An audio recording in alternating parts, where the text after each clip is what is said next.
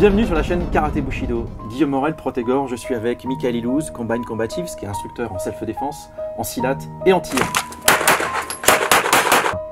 Dans le prolongement de la dernière vidéo qu'on a faite ensemble sur les EDC essentiels en zone urbaine, on va vous parler aujourd'hui des accessoires de défense. Nous sommes aujourd'hui chez Tir 1000, un des stands de tir historique, mythique au cœur de Paris. Et l'armurerie Arme Bastille, qui est un des spécialistes des accessoires de défense et de la coutellerie, nous a prêté un stock incroyable d'objets contondants et d'autres impact tools et accessoires lacrymogènes qu'on va pouvoir tester ensemble. C'est ça. Qu'est-ce qu'on a de beau devant nous? Alors, en gros, on va avoir déjà deux types d'accessoires de défense.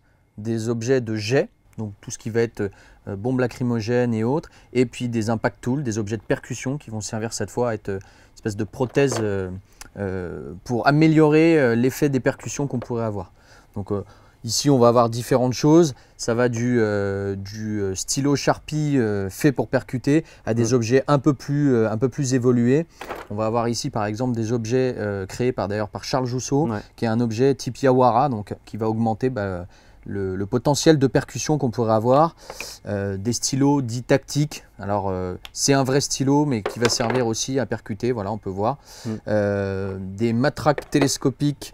Travel Wrench, ça c'est c'est ça. Kelly Warden qui a inventé ça. Kelly Warden, qui est sur le modèle d'un carambit, donc ça me parle en plus, qui est une arme philippo-indonésienne.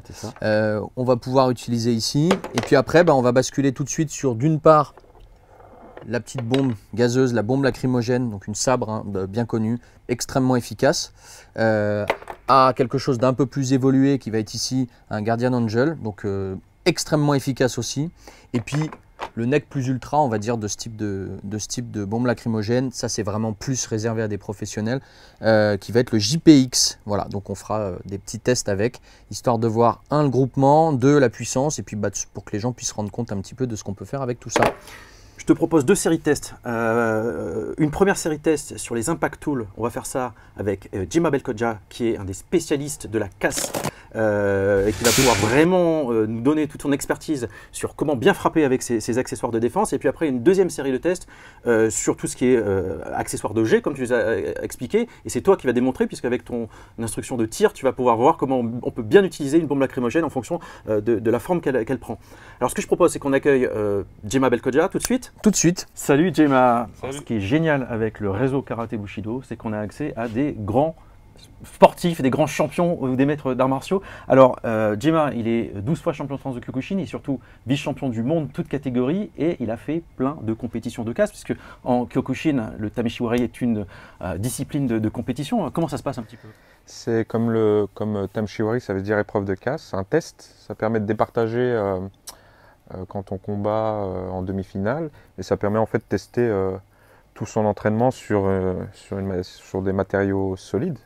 Donc ça permet de voir jusqu'où le corps peut aller, quoi. J'imagine que justement l'alignement des segments et la bonne position, c'est des éléments qui sont fondamentaux. C'est exactement ça. Face à une casse, si on doute, c'est sûr qu'on va se blesser et que ça ne va pas passer. C'est quelque chose, on doit axer, la frappe doit être parfaite, bien axer son épaule au-dessus des planches. Tout doit bien être relayé, c'est comme un coup, il doit être bien droit. Justement, c'est ça qui va être intéressant, c'est que là, on va pouvoir voir avec ta spécialité, le Kyokushin, nous on se connaît en plus.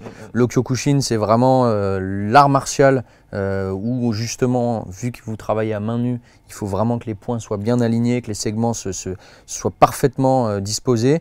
Et là, justement, c'est ça qui va être intéressant, c'est qu'on va te mettre en main des outils. Et tu vas nous donner ton ressenti sur ça. Ça va être la première fois pour moi de placer un outil entre mes kento et puis un objet. La première fois que tu ne seras pas l'outil, mais tu auras une petite prothèse en plus. Donc, on peut déjà parler de sensations. Hein.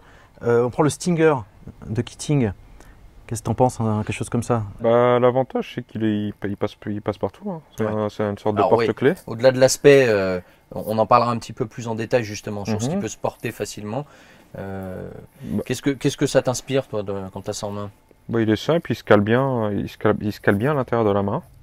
Peut-être un peu court ici, là, sur les grosses mains. Après, je pense que c'est plus ça. C'est plus parce que tu as des grosses mains. Aussi. Mais sinon, il est simple. Il est simple, il a l'air bien posé.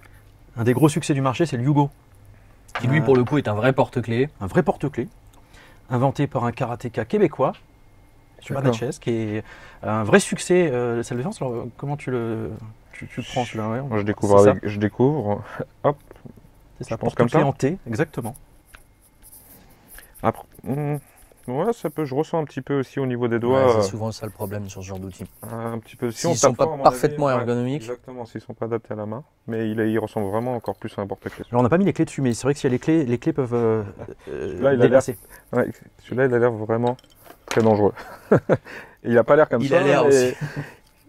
Ah ouais, là, c'est... Et comme tu peux voir, pour le coup, il est très confortable. Exactement, ouais. Il n'y a est pas de très mobilité. confortable à C'est souvent ça le l'intérieur. problème de ces outils-là, c'est que moins ils sont ergonomiques, plus il y a de mouvement entre les doigts. Et le risque, c'est qu'en frappant très fort, il y a un mouvement et qu'on se fasse soi-même Il mal. est arrondi, il est agréable, il est limite, j'ai envie de dire, il est doux, quoi. Quand on est à l'intérieur, il est vraiment... Ça te donne envie de frapper, quoi. Écoute, dans quelques minutes, tu vas pouvoir le faire. Le point de défense de Charles Jousseau. Donc ça, c'est un classique. Hein. Il a quand même vachement fait ses preuves. Beaucoup de gens l'ont utilisé. Ouais, il est pas mal. En Et plus, assez ergonomique. Voilà. on Il y a un une petit petite côté là qui vient caler encore exactement. plus la main. Pour qu'il C'était évite fait de pour tourner, ça. Ça a j'ai été très l'impression. bien étudié pour le coup. Ou dans l'autre sens, pour faire un ergot. Et tu peux aussi faire ressortir l'ergot de ce côté-là. Ah oui, frapper effectivement, en ouais. Aito. D'accord. C'est Non, deux bah- différents modèles. Non, c'est le même. C'est le même. C'est Ok, le même. d'accord. Transparent, noir. Ouais, il est simple, il est bien. Bon, on va essayer tout ça peut-être sur des objets. Hein. Sur quel type d'objet on peut essayer ça? Sur des planches, sur des fruits? Ce qu'on va faire déjà, c'est est-ce que tu as une manière de frapper qui te plaît plus qu'une autre? Et puis on va voir avec ce qu'on t'a mis En fait, main. en japonais, j'appelle ça le Gyakutsuki, donc en armant avec le poing arrière, donc le direct du droit, dans l'axe pour éviter toute blessure ou pour avoir une frappe propre. Donc je pense. Eh ben, on va regarder, tu vas choisir un objet là-dedans, et puis on va Ok. un et plusieurs, et puis tu vas nous montrer ça. Donc on va commencer par le point de défense de Charles Jousseau. C'est un objet qui fait foi dans le domaine de la sécurité, mais aussi des outils de défense. Tout le monde connaît cet objet-là. C'est le principe du poing américain, mais sur 2 doigts. Voilà, donc il y a plusieurs manières de le tenir. On va faire confiance à l'expert. L'idée, c'est que là, on va l'utiliser partie dure, donc cette partie-là, contre une partie molle, à savoir un melon. L'objectif, c'est de voir un petit peu le résultat que ça peut avoir avec, bien entendu, la frappe de Gemma.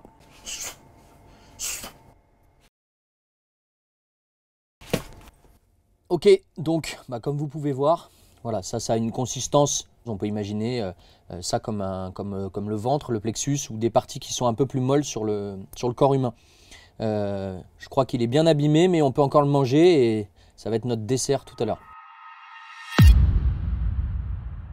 En Gemma, on va essayer le Stinger là, de James Keating. Donc, c'est un truc américain, un combat technologique qui fait ça. Toute la puissance va être concentrée sur un petit point. Voilà. Donc on va essayer sur quelque chose de dur, là, une noix de coco. D'accord. Comment tu vas frapper? Ici, hop, le plus droit possible. Et on va y mettre un peu de puissance, au cas où, on va voir ce que ça va donner. On va voir si ça casse. Alors, t'as été Tsuki du karaté. Bon, je te laisse faire. Ok.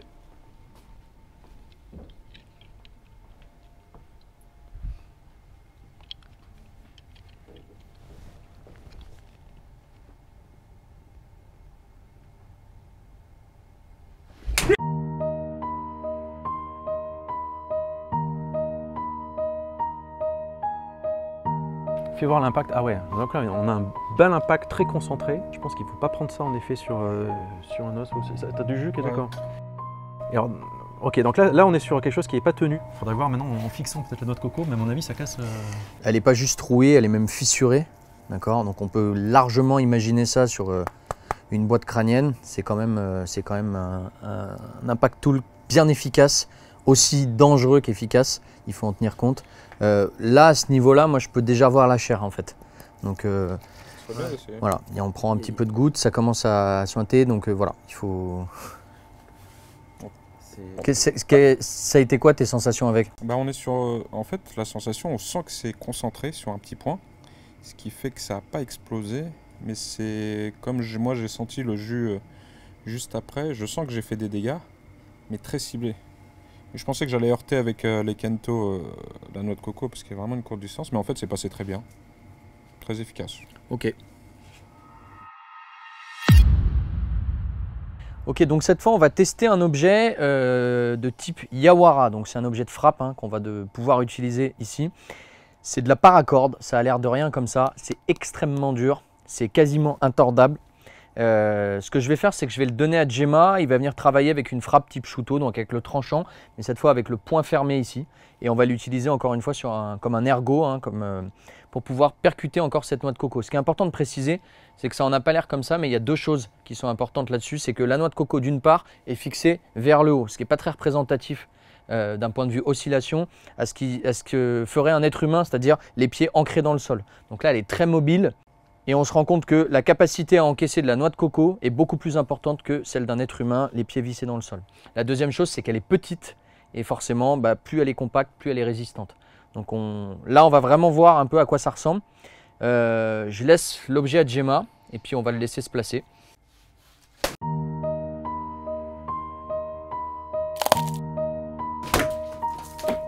vais sentir le coco. Ok. On a quelque chose quand même qui est bien endommagé. Je reviens sur cet outil de frappe. C'est un pocket stick type Yawara fait par Manu Nikaya. Donc je vous dis pareil, c'est un porte-clés initialement. Ce qu'on peut voir, c'est que la forme rotative du mouvement qui correspond plus à un Tetsui qu'à un Shuto a enclenché beaucoup d'énergie qui est venue en plus se localiser là. Et comme on peut voir, on a un sacré résultat. C'est un objet impressionnant qui ressemble à une corde. Et en le tenant à la main, on a une sensation vraiment de force, de puissance, qui concentre l'impact sur un point encore plus petit. Et j'avais l'impression de pouvoir taper toutes mes forces avec sans problème. Puisqu'il y a quand même une distance de sécurité entre le poignet et le point d'impact. Bon, Gemma, je te propose d'essayer le Wartak Safety Wrench. Écoute, c'est forme un peu originale. Je pense qu'en point, tu vas retrouver toutes les frappes possible de face, de côté, en marteau, on peut tout faire. Je sais pas ce que tu as envie de... Comment tu le sens déjà? Il tient super bien dans la main, il se cale bien. J'ai une bonne sensation avec.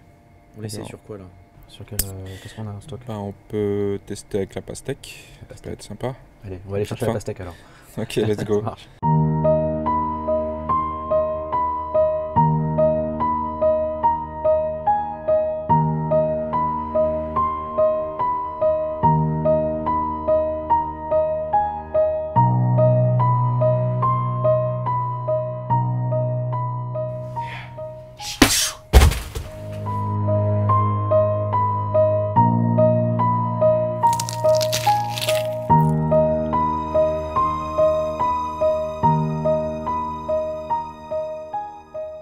Ouais, il y a eu comme j'allais dire un double effet. On a senti qu'il y a quelque chose qui a perforé et après le poids de mon corps a fait que la pastèque a explosé en fait. Donc, parce que c'était une pastèque lourde. Et non, il y a une bonne sensation de frappe. Ça m'a pas gêné pour la frappe en fait. Ça t'a pas fait de douleur, hein. Non, nickel. Impeccable. Donc là, je pense qu'on a un bon outil. Ouais, léger. Hop. Et on va pouvoir le nettoyer. Ouais, exactement. On a vu une version plastique avec charge au sol, là c'est une version métal classique. Alors on sait que ça va exploser des fruits, ça on n'a pas besoin de tester ça sur un melon, sur une pastèque. Tu as une batte de baseball avec toi, alors toi tu as déjà fait pas mal de casses de batte de baseball, comment ça, comment ça marche? Une batte de baseball ça casse facilement? Non, non, ça casse pas facilement, c'est plutôt aussi symbolique. Une batte de baseball, vous savez, dans les films on en prend pour aller se battre, etc. Donc ça connote que c'est très solide. Après, là, on est sur une batte de baseball en bois que je casse habituellement lors du dernier festival des arts martiaux. On avait pris 4, chaque tibia, on a cassé. Mais ce qui est intéressant, c'est de voir avec du matériel comme celui-ci. On va voir ce que ça donne, comment s'organise. Qui fait la casse? Mika, tu t'y colles? Allez.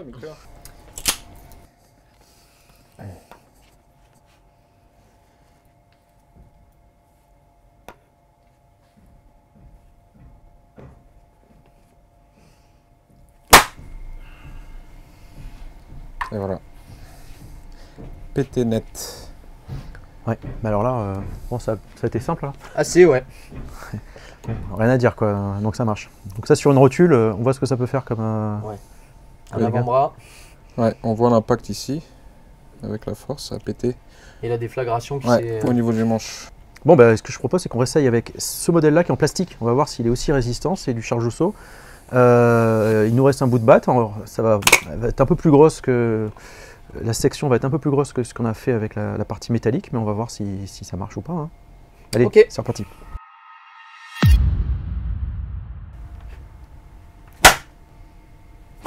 Là, on est sur une partie plus forte de la batte. Moi j'ai un bon retour dans la main. Bon, après je sens que on a quelque chose qui est moins puissant à l'impact, moins solide. En revanche, quand on voit l'impact sur le bois, j'ai aucun doute sur le... C'est ça en fait. Moi j'ai ressenti avec la matraque télescopique la première. On sent l'impact plus lourd, plus profond. Là on est sur un impact une sorte de sec. Ce qui fait qu'on sent que ça fait mal, mais que ça ne va pas rentrer en profondeur. Ce qui du coup est peut-être même mieux dans l'idée, puisqu'on a quelque chose du coup qui permet de frapper et de faire mal sans forcément casser. Ouais, sans faire de dégâts, Irréversibles. internes. Ah, super produit alors, très bien. Merci beaucoup Gemma, c'était vraiment bien d'avoir ton retour d'expérience sur la casse et comment on pouvait utiliser ces accessoires de défense directement sur des matériaux divers et variés. On va enchaîner, on a aussi des accessoires souples qu'on va vouloir tester, des accessoires de G. Je ne sais pas si tu as quelque chose à rajouter Mika.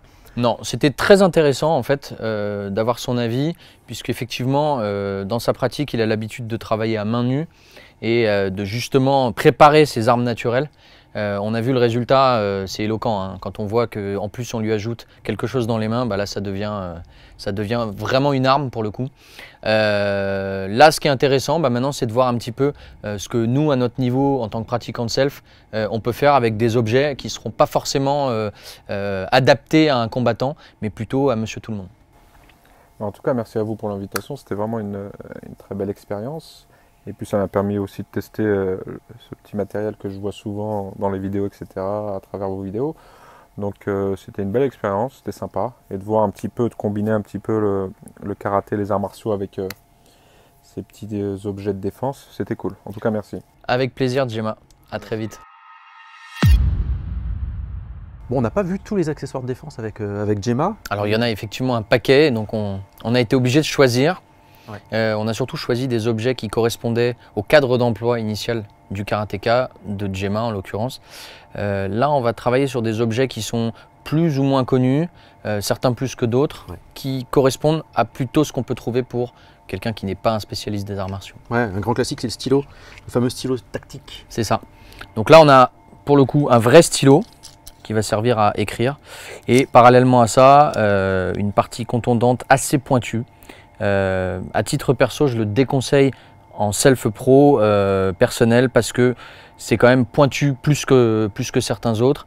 On a vu chez les Sharpies, ils en faisaient qui étaient plus ronds, donc là c'est un vrai impact tool. Là on est à la limite de l'impact tool. Donc ce qu'on va faire, c'est qu'on va faire un petit test encore une fois sur une noix de coco et puis voir un petit peu comment ça réagit. Ouais. Tu y es tout de suite là, on y va? Allez, c'est parti.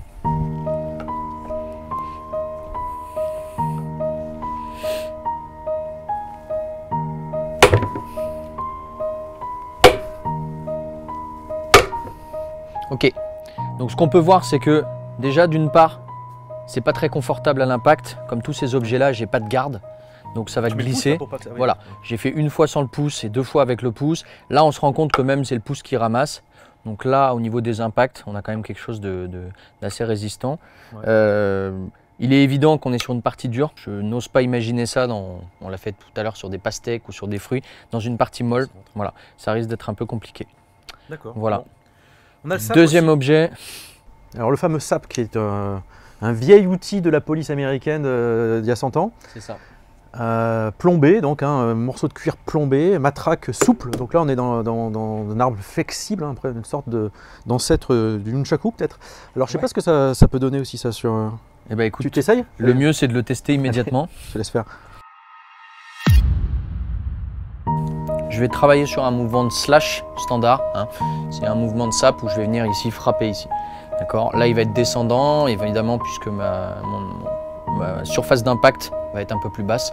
Et puis on va voir ce que ça donne. Je vais utiliser la partie plate à la frappe et normalement je devrais avoir quand même une énergie assez condensée sur la surface. Il n'y a plus qu'à regarder.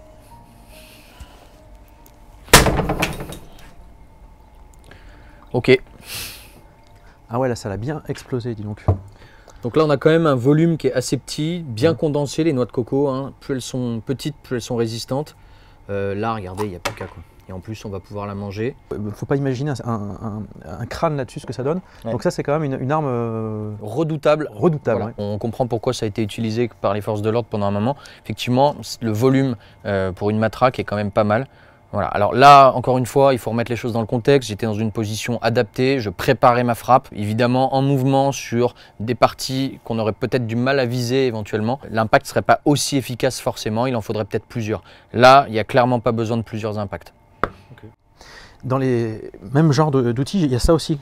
J'ai vu que dans la liste que ce que nous avait donné Armbasti, c'est incroyable. Alors ouais, donc ça c'est intéressant parce que c'est plutôt le mort qu'on va utiliser pour jouer avec son chien. Effectivement, C'est quoi, c'est une pomme de Touline, je crois. Enfin, c'est un, Ouais, c'est ça. un nœud spécial qu'il y a dans Marine, etc. Et là, on peut l'avoir avec soi, en effet, quand on promène le chien. Alors, ça prend un peu de place. ça prend un peu de place, mais voilà, c'est un bon outil de défense. On va le tester aussi sur une noix de coco de la même manière. On va voir ce que ça donne. Ce qu'on peut constater, c'est que effectivement, plus je vais avoir de longueur, plus le mouvement et la souplesse de l'arme va donner de l'inertie à l'impact. Et puis, l'extrémité va prendre beaucoup plus de vitesse. Étant donné qu'elle est solide, ça devrait avoir un impact assez intéressant.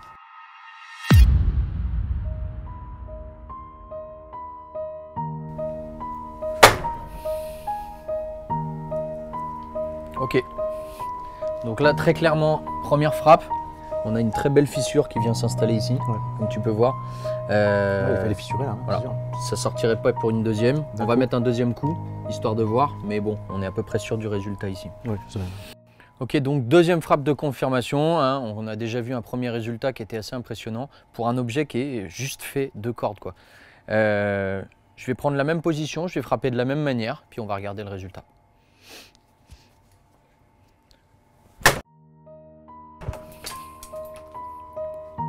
Le crâne a cédé. Le crâne a cédé, donc très clairement on peut voir que là la noix elle est vraiment endommagée. Il y a une fissure sur toute la longueur. Ce qui est étrange, c'est qu'il y a même une partie de la première couche qui a littéralement sauté. Voilà, là j'ai aucun mal à l'ouvrir. On peut voir ici. Je pensais pas que c'était aussi fort. Vraiment, en fait. voilà. Et je sais même pas, on sent pas qu'il y a une bille métallique ou quoi que ce soit, c'est hyper léger. Je sais pas ce qu'il y a à l'intérieur, mais ça frappe fort. Hein. Bah, en l'occurrence, impressionnant, voilà, je connaissais c'est pas moi, gros truc de de cette taille paracorde. en tout cas. C'est top. Il nous reste le Travel Branch de Killy Warden, un peu très. Alors c'est très carambite, ça te va bien pour toi. C'est la forme d'un carambite, très clairement. L'idée, c'est d'avoir quelque chose en main qui puisse permettre de percuter ici, éventuellement prendre des points de compression aussi. Je ne suis pas un expert pour tout ce qui est carambite en plastique, ayant plutôt l'habitude de travailler avec ce genre de choses. Donc, moi, je ne fais pas de points de compression, on va dire. Là, en l'occurrence, ce qui est intéressant, c'est voilà, cette idée-là. Qu'est-ce que ça peut donner? À voir.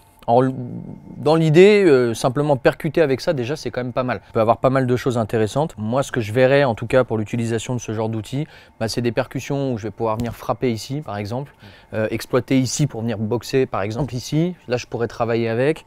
Éventuellement, prendre des points où je vais venir appuyer. Je ne sais pas si j'étais dans cette position, venir éventuellement compresser. D'accord. Aider peut-être à faire certains mouvements avec. Voilà. Comme je disais, je ne suis pas un expert. Je pense que c'est un outil qu'il faut étudier un petit peu. On a ici un petit paddle qui permettrait éventuellement de le mettre ici. C'est peut-être le plus martial de ces accessoires de défense, c'est celui qui demande le plus de technicité, on va dire, et d'entraînement, alors que le C'est reste, ça. c'est de l'impact tool de base. Ok. Voilà. Ce que je te propose, c'est qu'on s'arrête là pour ce qui est accessoires de défense côté impact. On en a vu quand même pas mal, c'était riche. Et on fait une prochaine vidéo sur tout ce qui est accessoires de jet, sur lacrymogène, tester plusieurs bombes lacrymogènes, différents modèles, et voir un peu comment ça explose à la figure.